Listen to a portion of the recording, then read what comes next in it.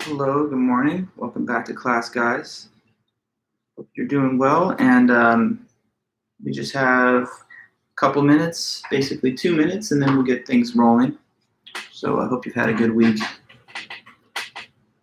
And we'll just get into our weekend after we get this one lecture in. So.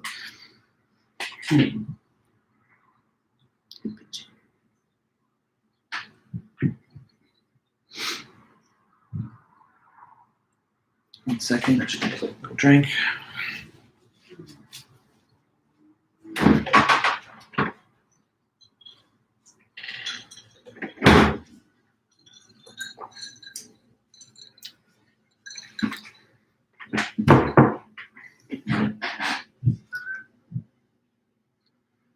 Oh yeah, not to worry, Patrick. So let me understand. Are you in my 9 a.m. and so you're just attending 10? That's fine. Is that just so I understand you?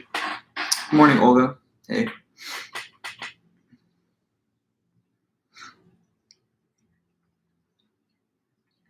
Okay, good. You don't have a schedule conflict though, right? You don't have another. Oh, maybe you're just getting the times mixed up. Okay. Ah, I see. Okay. Well, not to worry. It's all good. This YouTube thing makes it easy enough. But you did get notes. You got if you went to the 9 a.m. Oh no, sorry, you missed it. Yeah, okay, sorry, you missed it. So you come to this one. Good. Okay, you'll get the notes, so you'll be fine. All right, everybody, welcome back to class, folks. Good to see everyone here. Just kind of get comfortable. We got another just 30 seconds, and then I'll just jump right into it.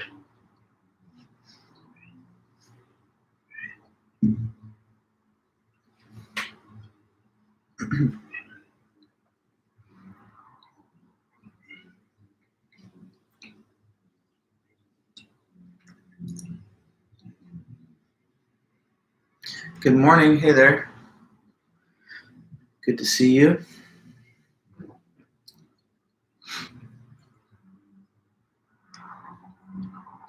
Okay, everybody, welcome back. Thanks so much it's good to see you, all of you. Appreciate your attendance as always. So let me just kick off the meeting by saying that if you haven't yet tapped into the chat and just written down a little comment, go ahead and say hello, good morning, or something, because that's how I'm kind of keeping an informal attendance record. And if you have a different name that you use as a username, then just mention your roster name in your message. Okay, guys, perfect. So welcome back, everyone. First thing I want to do today is just kind of go through some basic review of the lecture material from Wednesday, and then we're going to just expand on those topics from there. We're going to talk today more about some criticisms, some objections to the ontological argument. So our first topic this semester is all the philosophy of religion. We're trying to become clear about what are some of the most classic, powerful arguments to try and prove that God exists throughout history, and what have been some of the major objections and criticisms of those. So we started off with the ontological argument, and let me begin the review of it by just seeing if any of you can kind of offer us a brief summary statement of the argument. So what would you say if a person asks you this question? Explain to me the ontological argument. How does it go? So, I mean, he's trying to prove God exists. We know that. But how does he go about his business? How does this author, St. Anselm, attempt to prove the existence of God? Just kind of walk me through some of the major parts of it. Even if you can just give like an even simplified account of it, just briefly.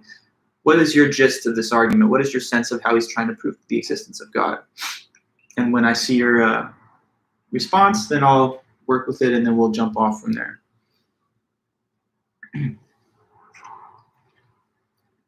Ontological argument, trying to prove God exists, but how?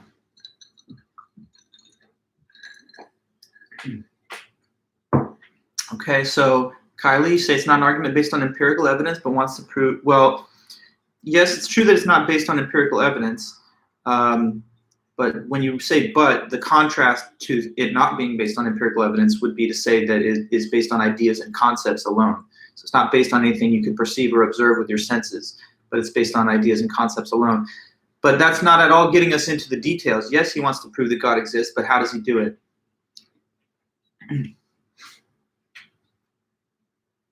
Hi, Dennis. Good morning.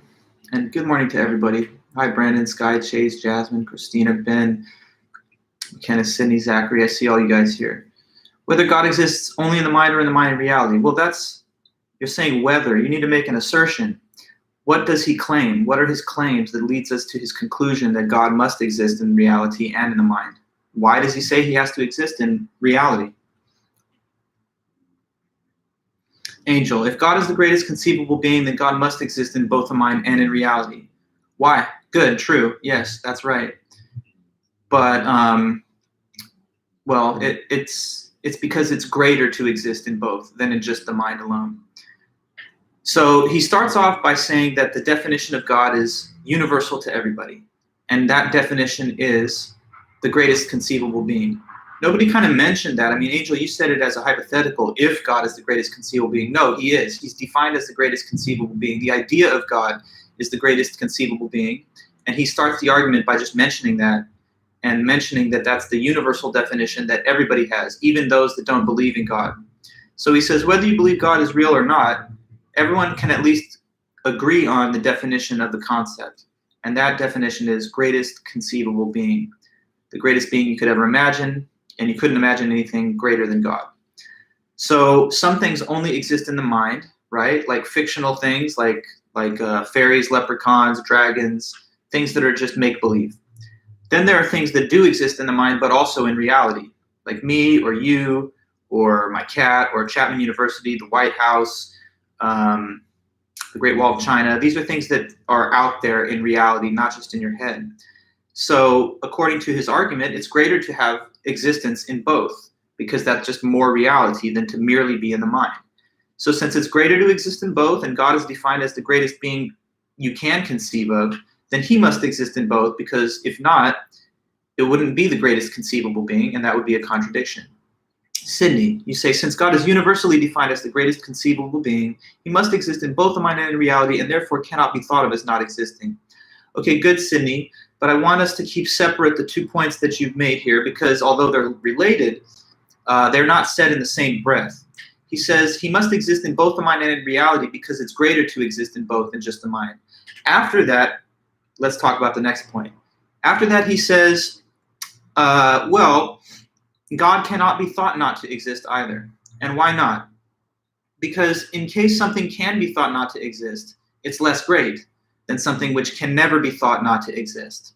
And since God is defined as the greatest being you could think of, then he cannot be thought not to exist.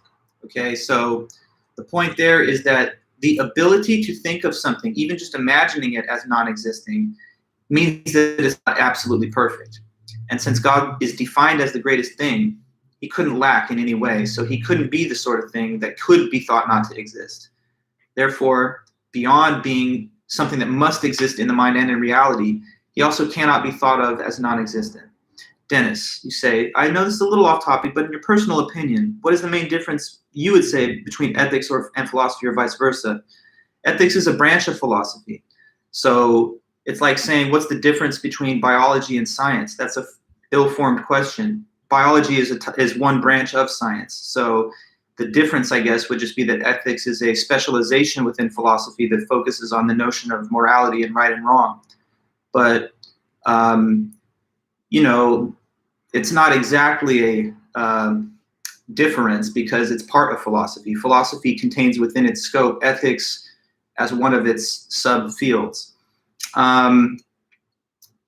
But I mean, it's not the only thing that philosophers do. Philosophers also consider just conceptual arguments about what things exist, about the nature of time and space, about the ability of an object to persist over time. So it's just one field within ethics. You say, I guess I meant to say what ethics dives more into compared to like philosophy. I mean, ethics is about morality, and it's a part of philosophy, so they're not different. I think you need to correct a misunderstanding. You think they're different. It's just a part of philosophy. So when you're doing ethics, you are doing philosophy. But philosophy doesn't narrowly only focus on ethical questions. It spans across a wide range of all questions of deep human interest to the human condition and reality. So it's a subtopic within philosophy, and it's an important topic in philosophy, but it's not something to contrast and compare against it because it's part of it. Sandy, you say, does that mean God is just a perfect image, idea for people, and that God can actually be anything you like because it's the most perfect thing for you? No, it's not saying that, because if something exists in objective reality, then it's not just subjectively whatever you hope or think that it is. It's something that externally exists, and it's a greatest conceivable being. Whether or not something is the greatest conceivable being, you might think, well, what I define to be great or what my associations of greatness are could be specific to me. But God transcends all individual concepts of him, and it's just the greatest conceivable thing in some objective sense, at least according to the, conceptualization that the author advances of him, which he thinks is like a universal standard. But I want to make sure that we continue on to the main line of argument here. So let me restate the points that we've just now gone over. God, he says, is defined by all people, including those that don't even believe in him, as the greatest conceivable being. From the definition alone, he thinks, it implies that he must exist in both the mind and in reality, because it's greater to exist in both than just the mind. And so, in line with the same definition, he cannot even be thought not to exist, because once again, being able to be thought not to exist is less perfect. Now, there's one more thing about his essay that I didn't get to cover last time, and I want to kind of explain this now. After he says God cannot be thought not to exist because he's too good for that, too perfect for that, there's a question that kind of has to be grappled with then, which is this. If God cannot be thought not to exist, then what is going on in the mind or the thought of an atheist? Because as you guys know, many people identify as an atheist, meaning that they don't say they believe in God. They say, I don't believe in God. But according to Anselm, this thought is not even possible for anyone to hold in their mind because God is too great to be thought of as not existing. So how can he reconcile these 2 points that seem to be in tension with one another? On the one hand, saying that God cannot be thought to not exist, but on the other hand, recognizing that some people in the world say that specifically, that they don't think God exists. So what's going on? How can they say or think this when Anselm claims that is impossible? Well, here's how he kind of tries to get around that. He says, when an atheist or a non-believer says the words or thinks the words, God does not exist, their thought doesn't actually refer to the real God. It's like they maybe use the word and the spelling, G-O-D, but it doesn't actually stand for the real being because God can't be thought of as non-existent. So when an atheist says those things, they're thinking of something other than God, even though they're using the same label as would be used for the real being of God. It's like this. If I say to you, hey guys, what do you think of this dog that I'm showing you? And I'm showing you a marker. You would say, this person doesn't really know what the word dog refers to, because when he shows me a marker, he keeps calling it a dog. So it would be like that. He says when an atheist says God doesn't exist, they're not really thinking about God. They're thinking about something else and using the wrong word to label it as such. So that's how he says we can kind of make sense of the fact that some people profess to not believe in God, even though Anselm has said that this is not literally possible to think. So they must have a confused or mistaken idea of God, not the real thing. And so it doesn't actually technically count as a thought that God doesn't exist. It's like a thought that, quote unquote, God doesn't exist, where the meaning of that concept is associated with a different idea. Okay? So tell me, anybody who has just listened to this point in the lecture, if you can restate that in the chat. What does he say is the answer to this question? Do atheists think that God doesn't exist? What do you think he says about that? Let's see, you give me a quick little reply. Do atheists have the thought that God does not exist, according to Anselm? Okay, thanks, Sydney. You say, atheists aren't referring to the real God when they say he doesn't exist. Perfect. That's basically it. Let me read the quotes from him, and you'll get the idea from the author too. And Cordy's saying, their thought does not in fact stand for the real being of God. They're thinking of something other than God. Exactly. So here's what he says in his words. A little bit of confusing wording again, but it's okay because I'm helping you through it. Here's how he wrote it back in 1077. He says, how indeed has he said in his heart what he could not think? Or how could he not think what he said in his heart, since to say in one's heart and to think are the same? He's referring to that scripture again where it says, the fool has said in his heart there is no God. So how could he say this if he couldn't think it? And then he says, but if he really both thought because he said in his heart and did not say in his heart because he could not think, there is not only one sense in which something is said in one's heart or thought. And here's the key passage. Because in one sense, a thing is thought when the word signifying it is thought. In another sense, when the very object which the thing is understood. In the first sense, then, when you're just thinking about the word by itself, in that sense, God can be thought not to exist, but not at all in the second sense, when you're thinking of the actual real thing. No one, indeed, understanding what God is, can think that God does not exist, even though he may say those words in his heart, either with no meaning or with a different meaning. Because God is that than which nothing greater can be thought. Whoever really understands this understands clearly that this same being so exists that not even in thought can it not exist. Thus, whoever understands that God exists in this way cannot think of him as not existing. And that's how he kind of wraps up his discussion there. So there's the whole Anselm argument now laid out for you guys. And let me just kind of restate it one last time. He says the definition of God is common and universal to everybody, those that believe and don't believe. And it's the idea of a greatest conceivable being. If that is true, then he must exist in the mind and in reality, because it's greater to exist in both, and a greatest conceivable being wouldn't be less than perfectly great. So he would exist in both, meaning that he's real. Beyond that, he says he can't even be thought not to exist, because in case he could be thought to not exist, that would also be less than perfect. So he can't be thought not to exist. And finally, when an atheist or any skeptic non-believer says they don't believe in God, they aren't really thinking of the real thing. They're thinking of something else and maybe attaching the word God to their thought. But it doesn't actually count as a thought about God himself.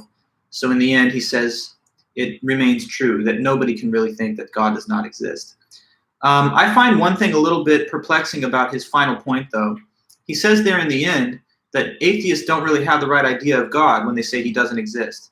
But in the beginning of the paper, he did say that everybody has the same universal definition of God, greatest conceivable being.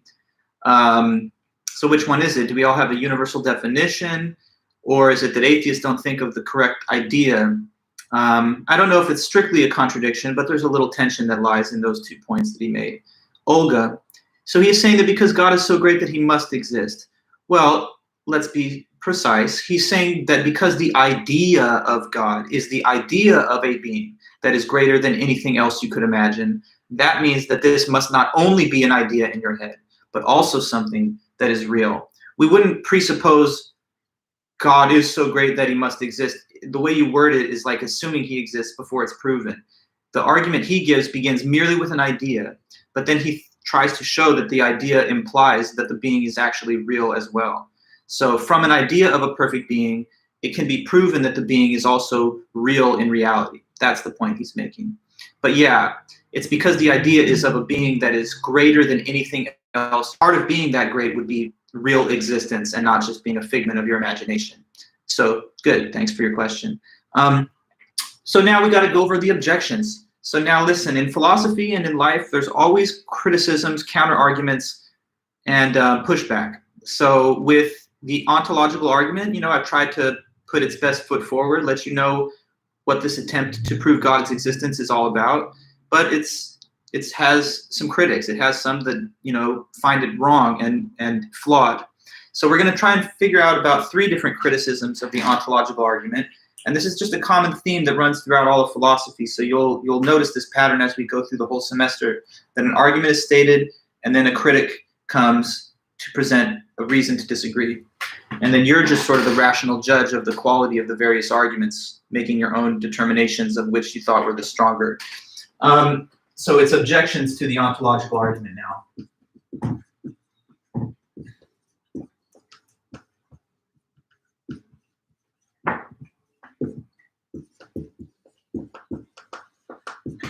Okay, so the first main objection that we're going to try and learn about is from this person whose name is Gaunilo.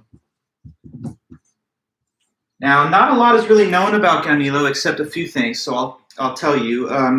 He lived in around the same time period as Anselm, so he's also from that medieval period, and he was a Benedictine monk, so he's a Christian monk, meaning that he's already a believer in God and he's very devout because he's a monk in a monastery. But although he's a believer in God, he takes issue with this argument that Anselm gives. So that's something important to know. Two people can agree on a conclusion, but not agree on the argument given to get there. So although he believes in the existence of God, he doesn't find the argument that Anselm gives to try and prove this to be a very good one. So he believes on a different basis or based on a different reason. It's the argument that he finds fault with. And so he's criticizing it on that basis. So let's try and figure out what his criticism is. He wrote this paper about a year after the Proslogion came out. So it's a direct response to the work of Anselm. And it's printed in our text, and it's called In Behalf of the Fool.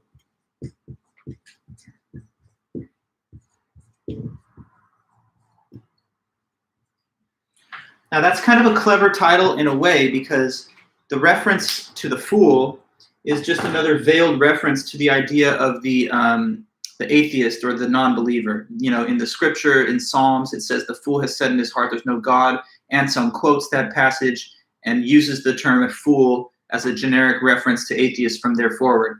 So Gamilo's kind of taking up the banner of the fool, the atheist, and saying, let me argue now and write an argument that is on the behalf of the skeptic or the person that's not convinced by Anselm's argument. Okay.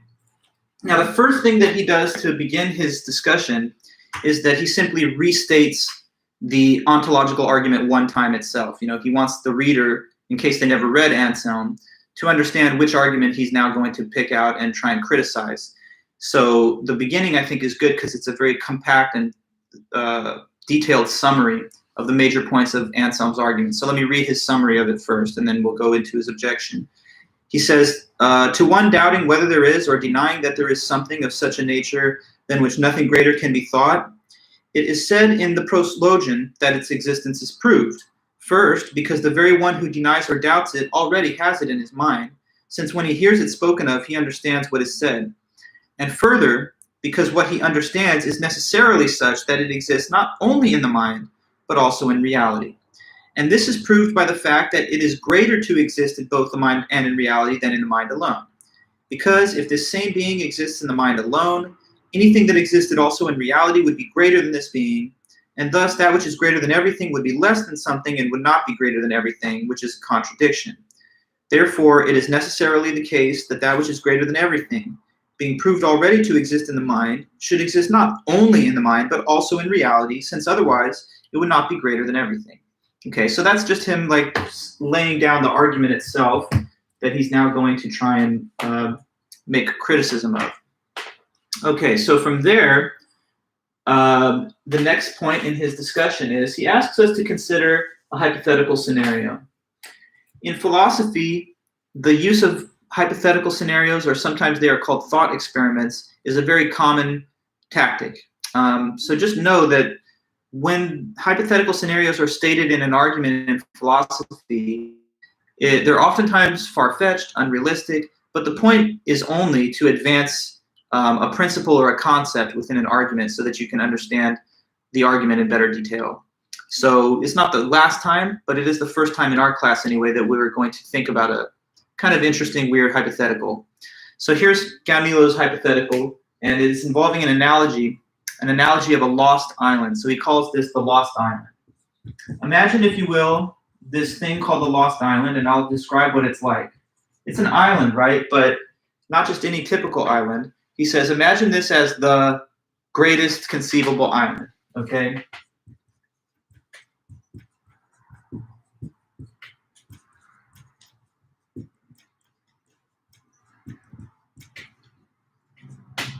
Okay, so he says, imagine in your head this idea of an island, call it the Lost Island, and think of it as great, but to the maximum. It's infinitely great. It's the best island you could ever imagine. So whatever makes an island great, this island has it to the infinite degree. Perfect weather, perfect beaches, perfect water, perfect fun things to do, etc., etc. So it's got a bunch of treasure and priceless riches all throughout. So you could not do better for an island. This island that you're thinking of in your mind is the greatest island conceivable, let's suppose. Now, obviously, if you can follow him, this example is kind of just like an analogy to the definition that Anselm gave of God: greatest conceivable being, lost island, greatest conceivable island. So what he says next is this: if you really believed Anselm proved the existence of God through his argument, just starting with the idea of God as the greatest conceivable being, if you accepted his reasoning there, then you would have to conclude what about the lost island? What implication would Anselm's argument have for Gaunilo's random example of the greatest conceivable island? Let me hear that from anybody here in the chat.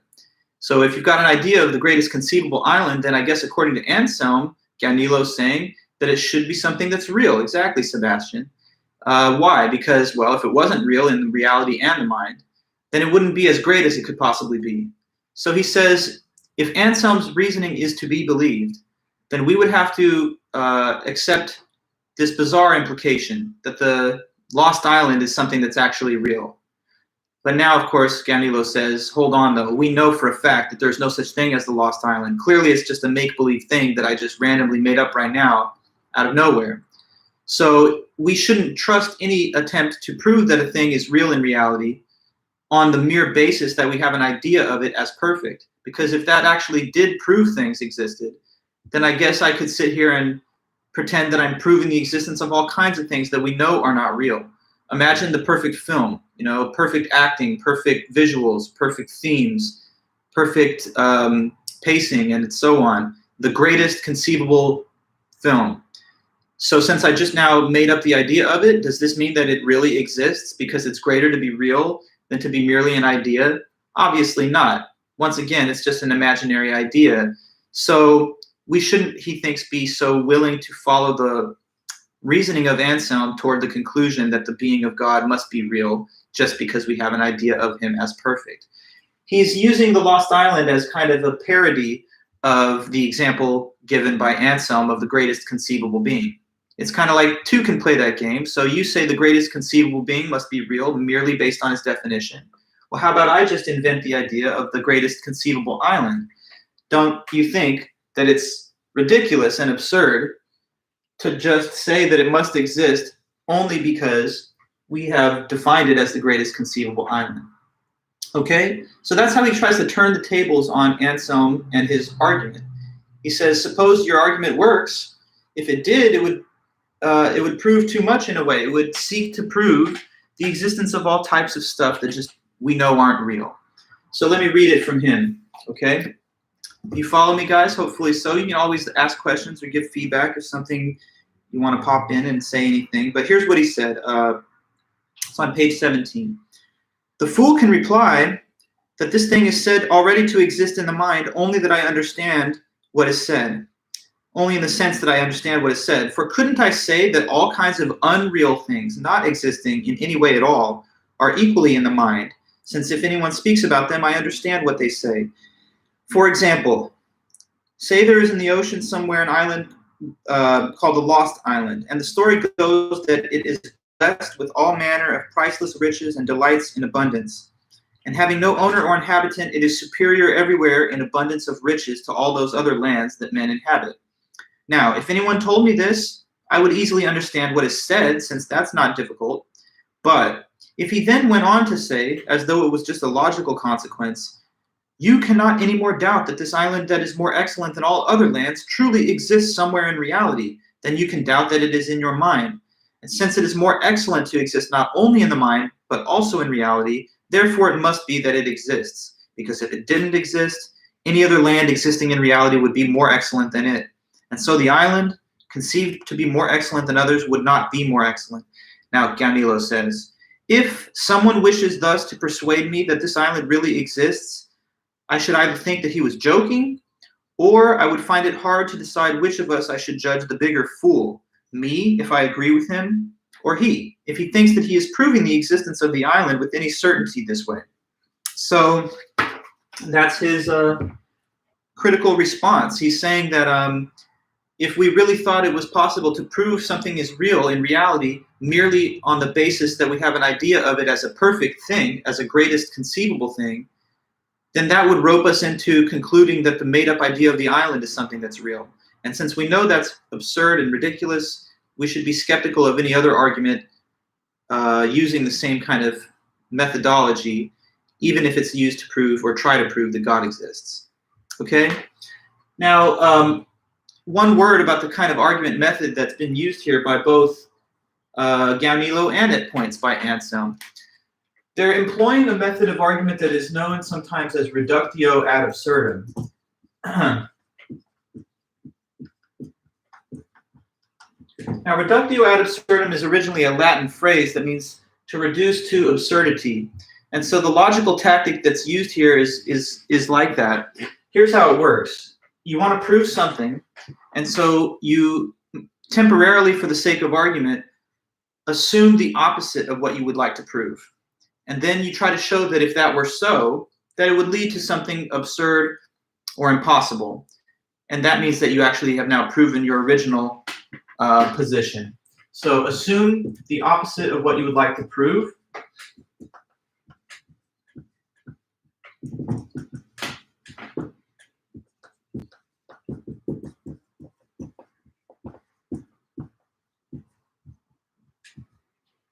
And then show that this implies something impossible or absurd.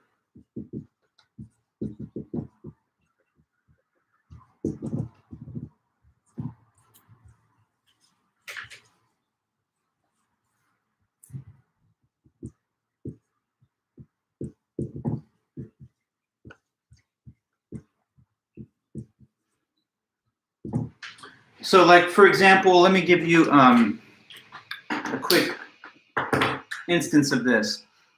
Say that I want to prove, like, say that I'm engaged in debate with someone who thinks the Earth is flat, which it's not, but they think it is, and I'm telling them, no, it's not flat.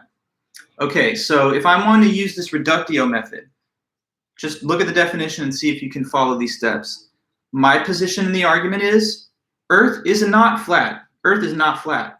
So now if I want to prove that through reductio, what should I do at first? I should say to my opponent, well, for the sake of argument, let us assume that what? Okay, right? I'm saying it's not flat. So in order to make the case for this, I will momentarily assume that what? Let me see in the chat if you can get that one on the table. Yeah, so let's assume that it's flat. Correct. Let's assume it's flat. Well, assuming the Earth is flat, can anybody tell me what they think might be some absurd or ridiculous implications of that as supposition? If in fact it were flat, that would imply these ridiculous things, and then just list some of them, if you can.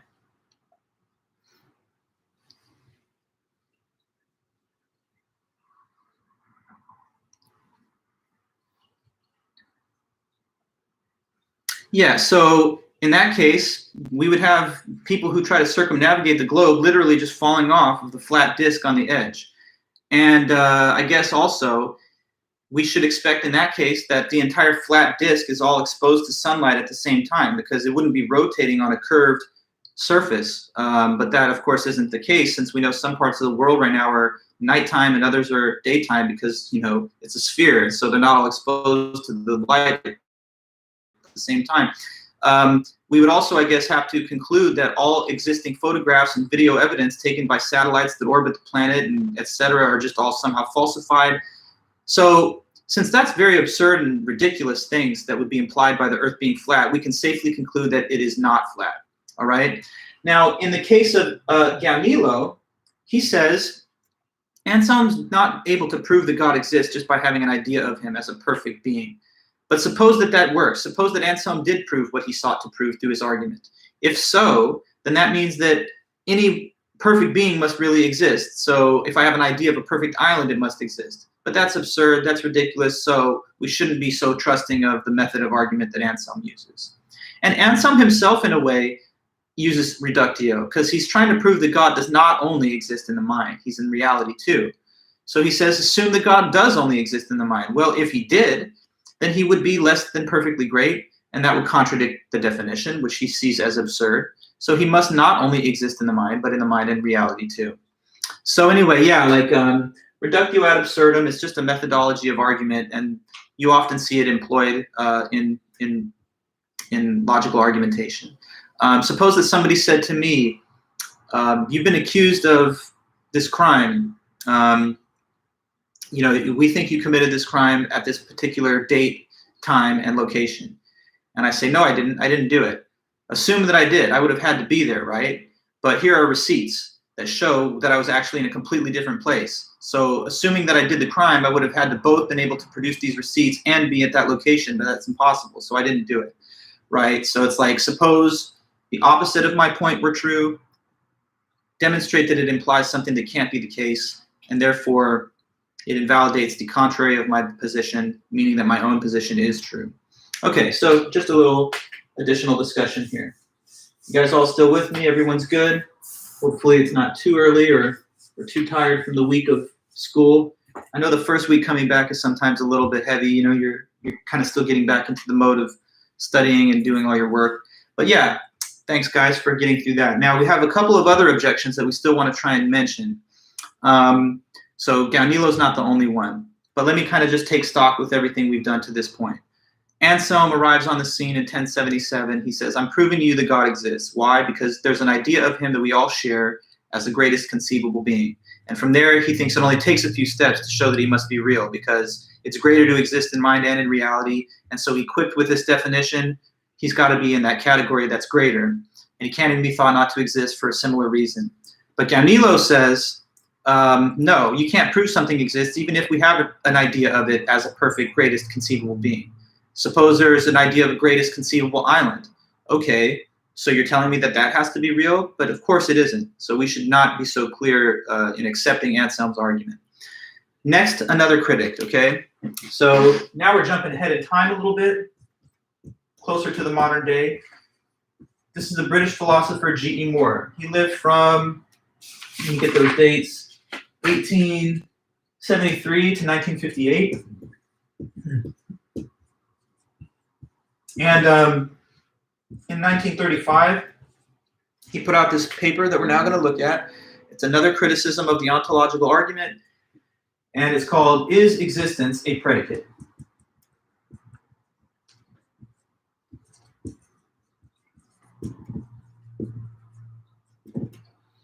So, title of Mr. G.E. Moore's paper, Is Existence a Predicate?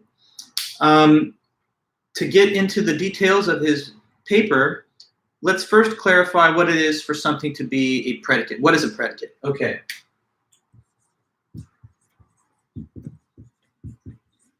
So the word predicate is a word that's used in logic and grammar. It refers basically to like an attribute or quality of or feature of something. Okay, so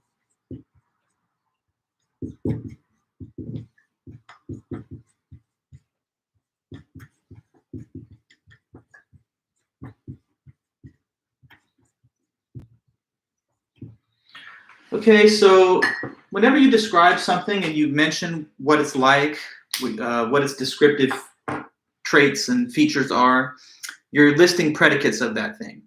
And it is said that in every complete grammatical sentence, there's a subject and a predicate. The subject is the main thing that the sentence is about, and then the predicate is whatever attribute that you attribute to the subject. So let me just see if you can follow that, asking this basic question. Consider the sentence, the dog is brown, okay? In that sentence, what do you guess is the subject? It's this basic sentence, it says the dog is brown. What might be the subject of that one?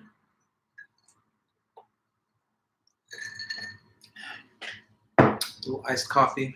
Yeah, it's the dog, very good. So the dog is the thing that we're mentioning as the main subject. Now, what do you figure is the predicate of the same sentence? Saying the dog is brown, dog is the subject. This is a softball. You can just knock it out of the park. What do you think is the predicate? Being brown, yeah, the attribute, the feature of being brown, okay? So the dog is the subject, and we say of it that it's got this feature. Okay, so coming back to his question in the title, he's asking this question, is existence a predicate? In other words, is the concept of existence an attribute of something or a feature of a thing? And just so you kind of get the picture, he's going to ultimately say, no, existence is not a predicate. It's not actually a feature or an attribute of something. Now, how does this serve as a rebuttal to Anselm? Well, according to G.E. Moore, Anselm's argument crucially relies on the assumption that existence is a predicate, because the way Anselm argues, God is defined as the greatest conceivable being. Part of that definition means that he has to be perfect in every way. So he must possess all the best features and qualities that a thing could ever have. He has to have all the power, all the wisdom, all the goodness. But additionally, according to Anselm, he has to exist.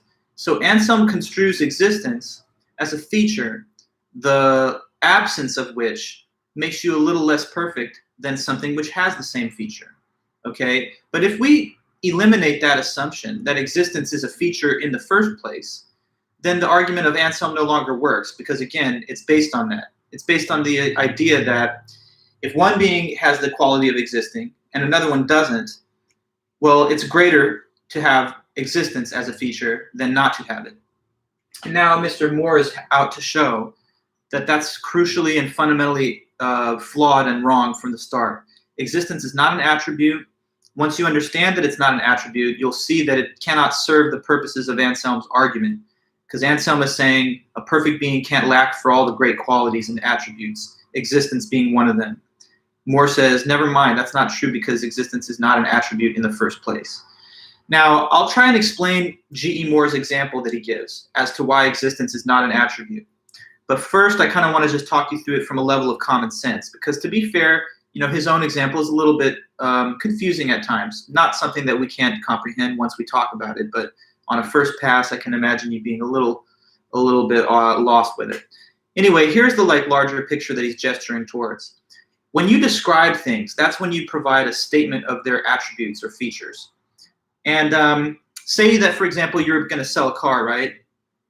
So you want to tell people about the car. You can't just be like, car for sale, buy it for $5K. Like, you have to tell them what it's like so they might be interested. So say you put out the ad and it says, okay, $5,000 used car for sale, 1994 Toyota Camry. It's white. It's 4 cylinders. It exists. It has a sunroof. It's got a plush interior. Wait a minute. Look, one of those things isn't like the others. One of those points should probably stand out to you. And I hope it was mentioning that it exists. That would be a very awkward and uncommon description of the car, right? Because it's like a given. If something is being described, we already assume that it exists in order for it to be the subject of predication. So mentioning that something exists is not really telling us any descriptive feature of it. I would see it as existence is a prerequisite, a precondition for a thing to even have any attributes at all. Or sometimes we describe ourselves, right? Think back to Monday when we're doing class introductions and some people tell us about themselves. Here would be a weird way of describing yourself. Oh, I'm a freshman. I'm a musician. I'm an avid athlete. I exist. I'm majoring in biology. It doesn't really seem like a normal or reasonable thing to do in listing attributes of something, yourself or anything else, to say of it that it exists. So that's just me trying to point out the big picture of what he's mentioning here. Existence is not a predicate, basically, is his overall claim. And Anselm says that it is. It's a predicate that a perfect being must have, and it makes him more great than if he didn't have it. But if we deny this central claim that existence is a predicate and an attribute in the first place, then he thinks that will cause Anselm's argument to kind of fall apart. Now, I've explained to you some common sense examples of how awkward and irregular it is to describe things with the term exists, but we also have to understand G.E. Moore's own examples here. So let's jump into his work. His way of pointing out that existence is not an attribute involves a linguistic analysis. He says, let's show this by comparing 2 sets of sentences, one of them with a predicate in it, and on the other side, we will swap the predicate out for the word exist. And he thinks that when we substitute the predicate for the word exist, you'll see that the sentences basically don't make any kind of logical sense anymore. And that's where he thinks we expose that existence does not operate as a predicate.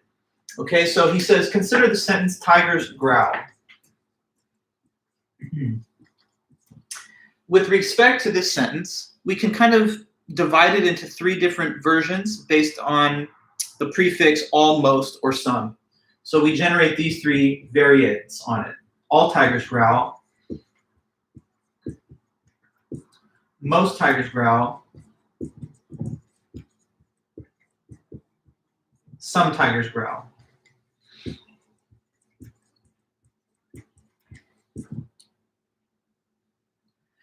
Almost some tigers growl.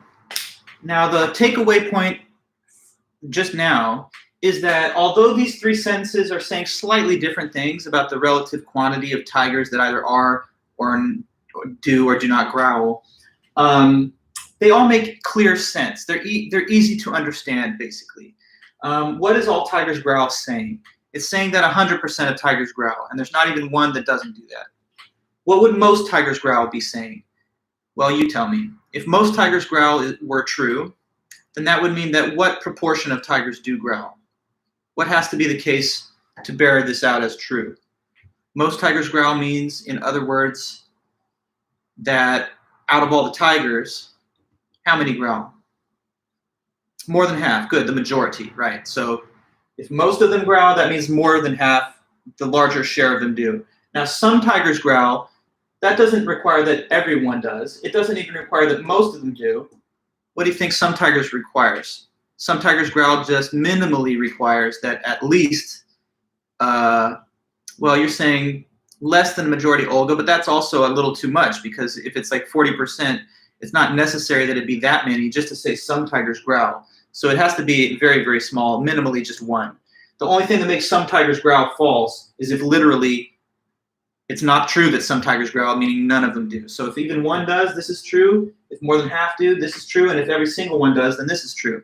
But look, none of those confuse you. None of those, when you read them, you're like, huh, I don't know. I don't even know what that means. I can't interpret that.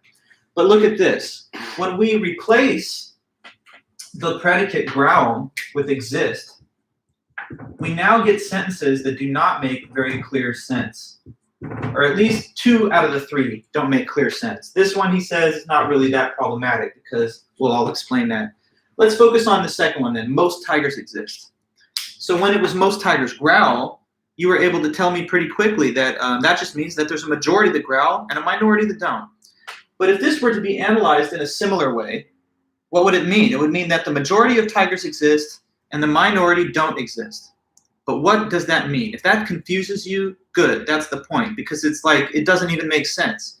If there's a set of things that all exist, then we can divide them between the things that have a feature and the things that don't.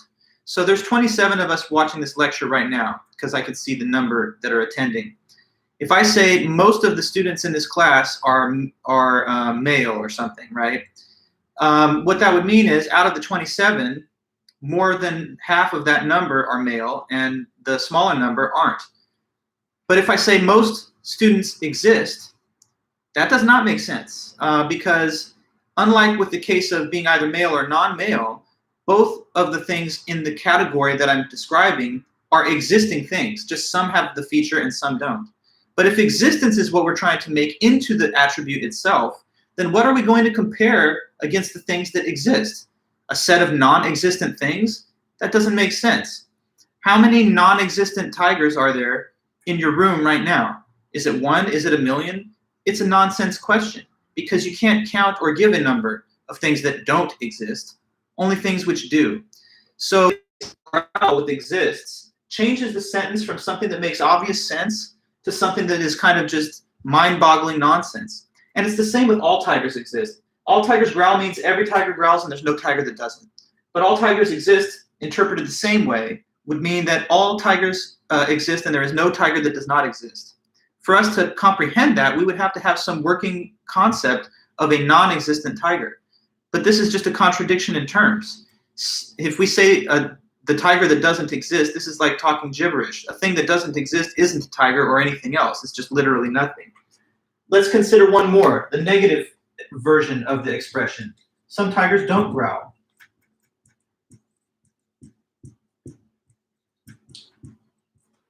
Looking at that sentence, I don't think any of us are too confused. It just says there's at least one tiger out there that doesn't have the attribute of growling. But if we made this sentence a substitute with exist, now what what are we saying? Some tigers don't exist, so there are some non-existent tigers. It makes literally no sense. So the only way that we could try and make sense of these statements which take the word exists in place of the predicate would be to say, oh, maybe we're talking about imaginary tigers like make-believe tigers from stories and fiction. And there's been a couple at least, I guess, like Frosted Flakes, Tony the Tiger. That's a non-existent, cartoon tiger. Calvin and Hobbes, the comic strip. I think Hobbes is the imaginary friend of Calvin, and he's a tiger. Tigger from Winnie the Pooh, another imaginary tiger. So maybe when people say most tigers exist, they mean most tigers are, flesh and blood out there. And then there's like a small number of them that we've made up in stories and fiction books. But he says if that's the way that we try and carry some meaning through with this sentence, it's still very weird and non-standard. And nothing with an ordinary predicate requires you to veer off into the realm of fictional objects and imaginary creatures. So exist does not function as a predicate, and he thinks he's exposed that by showing that when you replace a sentence with a normal predicate and you add exists in the same spot, you convert it from a meaningful to a meaningless or at least very, very weird sentence. If it was a normal predicate, then you could swap it out for any other predicate and it wouldn't be a confusing or meaningless sentence. Say, take the predicate or property attribute of being happy. Let's say all tigers are happy, most of them are, some tigers are happy, some tigers aren't happy. That all checks out and makes clear enough sense. But when existence is used as the predicate, we cannot give any kind of clear, meaningful interpretation to it. And by means of this kind of illustration, he thinks the reader comes away with the conclusion that existence, after all, isn't an attribute. If it's not an attribute, then it doesn't make sense to say God being perfect must have this attribute. Okay, now I'll read a little bit from him and then we'll close for today. He says, I hope it will strike everyone that most tigers exist is a strange statement. It seems to imply that all tigers exist and most tigers exist have a clear meaning, just as all tigers growl and most tigers growl.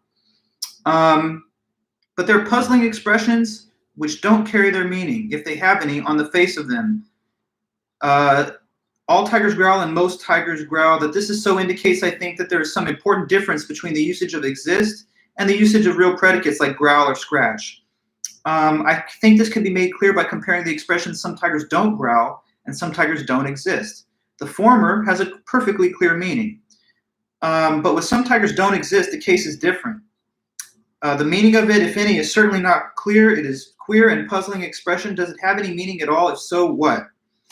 Later on, he says, the meaning which such an expression as some tigers don't exist sometimes has is that which it has when it is used to mean the same as some tigers are imaginary or some tigers are not real. The sentence there are some tigers which don't exist could be significant if it means only that there are some imaginary tigers in one of those senses, like hallucinations, dreams, or fiction stories. But if this is what it means, then isn't it clear that exist does not have the same comparatively simple meaning that it has when it's used in the affirmative, that some tigers do exist, and not the same comparatively simple meaning that some tigers growl has. So anyway, guys, that's my discussion for you guys in this Friday meeting of 2 objections to the ontological argument. We'll recap and review them again on Monday when we resume, but I've helped you learn about the Gaunilo objection involving the Lost Island and the G.E. Moore objection, which insists that existence is not a predicate and makes the case for such by comparing and growls, and in the other case, we replace it with exist. So I'm going to let us go, but one quick question. Did everyone notice my message this morning through Canvas, just sharing the link for my office hours? Who could confirm that real fast, just so I make sure that it got through?